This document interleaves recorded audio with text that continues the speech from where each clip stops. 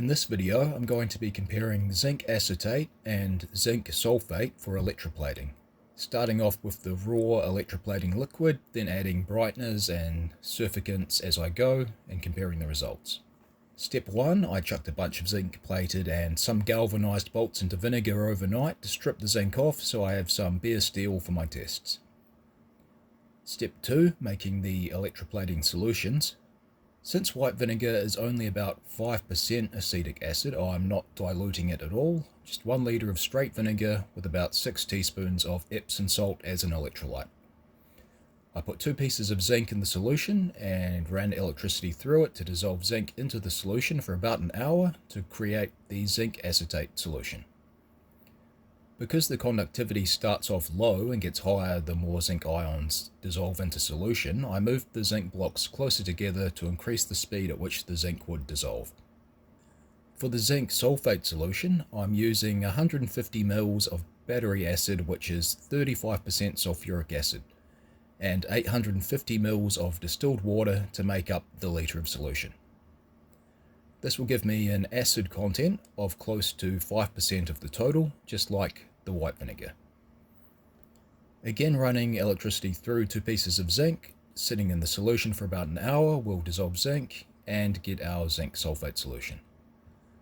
The sulfuric acid has a much higher conductivity than that of acetic acid, so there's no need to add an electrolyte to this one. First, quick and dirty test to establish a baseline.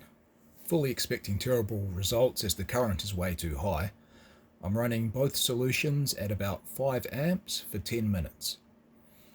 The acetate had a lot of loosely connected zinc when taken out of the electrolyte that washed off when rinsing the bolts in distilled water. But otherwise didn't look half bad if all you wanted was a zinc layer. The sulfate was rough with small crystalline zinc growths at the corners of the hex head. To be expected when you run the amps much too high. Second test running at about 2 amps for 30 minutes. Again, the current is really more than it should be for pieces this small. Running at 1 amp or less for an hour or more would be better. I just didn't have time for that. I needed to gather results quickly to compare things and hone in on what's going to be most effective for me. Again, quite a lot of loosely connected zinc from the acetate that washed off in the distilled water, but I left it on to show the camera. Sulfuric didn't look too bad, still a bit rough from the higher current. Third test, I'm adding 2 grams of gelatin dissolved in warm distilled water to act as a brightener. Everything else staying the same, 2 amp test for 30 minutes.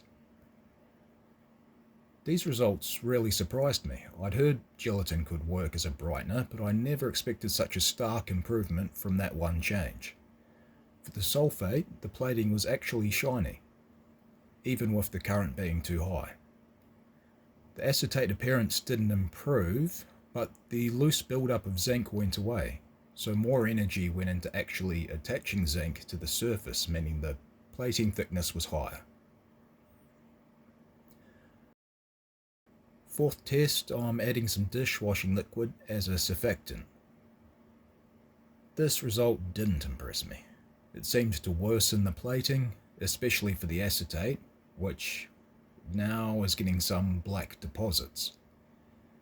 This is what I meant by wanting to fail early and fail fast. Now I know to skip that one in the future. Fifth test, adding another 2 grams of gelatin to see if this is better or worse than the original level of gelatin for a brightener.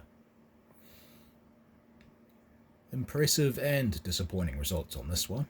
The acetate was terrible, with even larger black deposits, but the sulfate was even shinier than the first brightener test. So 4 grams of gelatin per litre is good.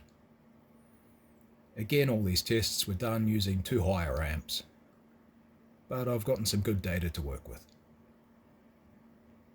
These tests were supposed to include a third electrolyte, zinc chloride, and a lot more test pieces, if you think back to the beginning with how many things I stripped the zinc off of. But at this point the sun was about to disappear behind the hills and it was going to start getting very cold.